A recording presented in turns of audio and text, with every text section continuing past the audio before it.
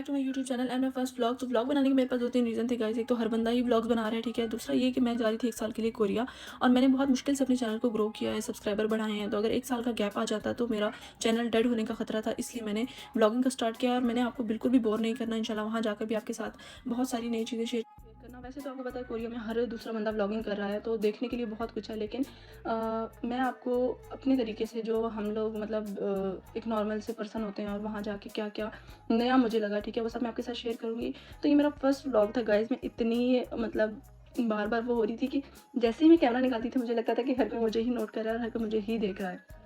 यहाँ पीछे भी ऐसे ही जब मैं कैमरा निकालूँ तो 1-2 स्पेसिफिक बंदे थे जो कि वहाँ वेटिंग एरिया में वेट कर रहे थे। तो वो मुझ पे ध्यान दें तो मैं फ़ौरन से अपना कैमरा नीचे कर लूँ और बट इंशाल्लाह आगे जाके जब आपका कॉन्फिडेंस बन जाता है तो आप सारा काम ईज़िली कर लेते हो, ठीक है। 2 बच्चियों के साथ सफ़र करना मेरे लिए बहुत मुश्किल था और मुझे ये बहुत टेंशन थी, लेकिन मेरी अम्मी ने चलते वक़्त तक दुआएँ की कि यार ये बच्चियाँ तंग ना करें, तंग ना करें। तो ऐसा हो सकता है कि पाकिस्तानी बच्चे हैं और वो तंग ना करें।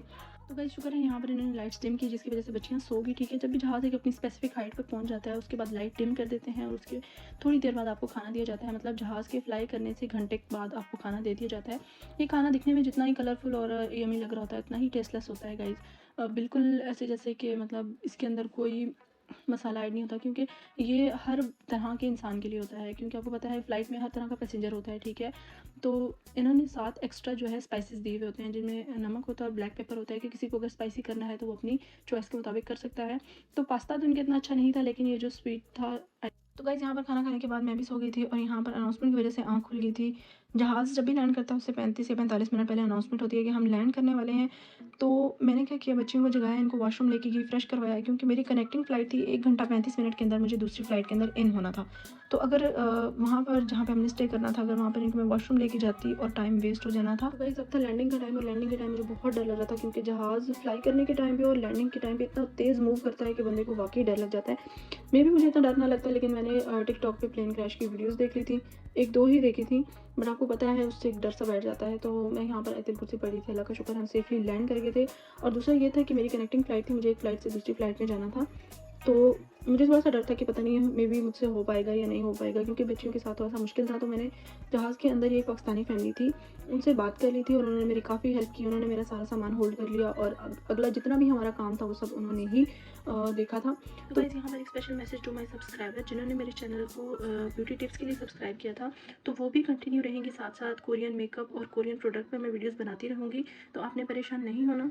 तो गाइस अब हम आ गए हैं अगले जहाज़ में और यहाँ पर अपनी बेटी का हेयर स्टाइल देख सकते हैं, जो कि टस से मस नहीं हुआ, क्योंकि इसकी खाला ने बड़ी एफर्ट से बनाया था ताकि इसके बाल ख़राब ना हों। तो गाइस पिछले जहाज़ में क्योंकि ये सो रही थी तो हमने भी सुकून से खा लिया था, लेकिन अब ये हमें कहाँ खाने देंगी। तो लिहाजा जैसे ही वो नाश्ता रख के गई हैं, शुक्र है एयर होस्टेस के जाने का वेट कर लिया मैम ने।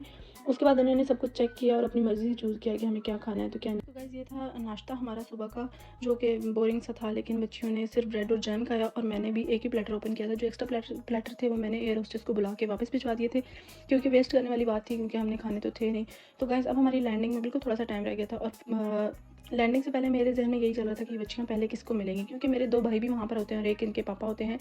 तो मुझे ये था कि बच्चियाँ जाते सार पहले मामू को मिलेंगी या पापा को मिलेंगी। तो खैर वो तो जब हम लैंड किए तो ये सामने थे ही नहीं वेटिंग एरिया में। थोड़ा-सा ट्रैफ़िक की वज़ह से लेट हो गए थे। तो वही जो पाकिस्तानी फैमिली जो मैं आपको बताई थी कि जिन्होंने मेरी हेल्प की है, वही हमारे साथ एंड तक आए। उन्होंने हमारा सारा यहाँ पर आगे आके कोरिया में फॉर्म भी फिल करने होते हैं। तो वापसी पर जब हम आए तो अमल क्योंकि बहुत तंग कर रही थी, लेकिन उन्होंने काफ़ी वेट किया कि हम आपकी फैमिली से मिल के जाएँगे। तो फाइनली वो उनको हमने अलविदा कर दिया था और हम अपनी गाड़ी में आ गए थे, ठीक है। तो यहाँ पर बारिश भी हो रही थी, शायद इसी वजह से ये लोग लेट हो चुके थे। तो गाइस यहाँ पर गाड़ी रुकी है क्योंकि इनको हलाल रेस्टोरेंट दिख गया था। पहले तो इनका प्लान नहीं था, क्योंकि घर में सालन बना हुआ था, राटा भी गूँध के आए हुए थे ताकि हम घर जाके रोटियाँ बनाएँगे गरमा-गरम। लेकिन क्योंकि हलाल रेस्टोरेंट किसी भी नॉन मुस्लिम कंट्री में, स्पेशली कोरिया में दिख जाना एक नेमत है, तो इन्होंने कहा कि हम ये नेमत क्यों ज़ाया करें। तो इन्होंने यहाँ से लिए नान। अब घर जाके इंशाल्लाह हम सुकून से बैठ के खाएँगे। तो गाइज़ ये था मेरा फर्स्ट व्लॉग। आई होप कि आपको पसंद आया होगा। आपने लाइक करना है, सब्सक्राइब करना है, शेयर करना है और प्लीज़ पूरा देखना है ताकि मेरा वॉच टाइम पूरा हो जाए, क्योंकि मेरे चैनल की सब्सक्राइबर जो है वो कंप्लीट हो चुके हैं, लेकिन वॉच टाइम ऐसा ढीठ हुआ हुआ है ना कि वो आगे बढ़ ही नहीं रहा। तो आई होप कि आपको व्लॉग पसंद आया होगा। मिलते हैं नेक्स्ट वीडियो में, जिसमें मैं आपको होम टूर दूँगी। अल्लाह हाफ़िज़।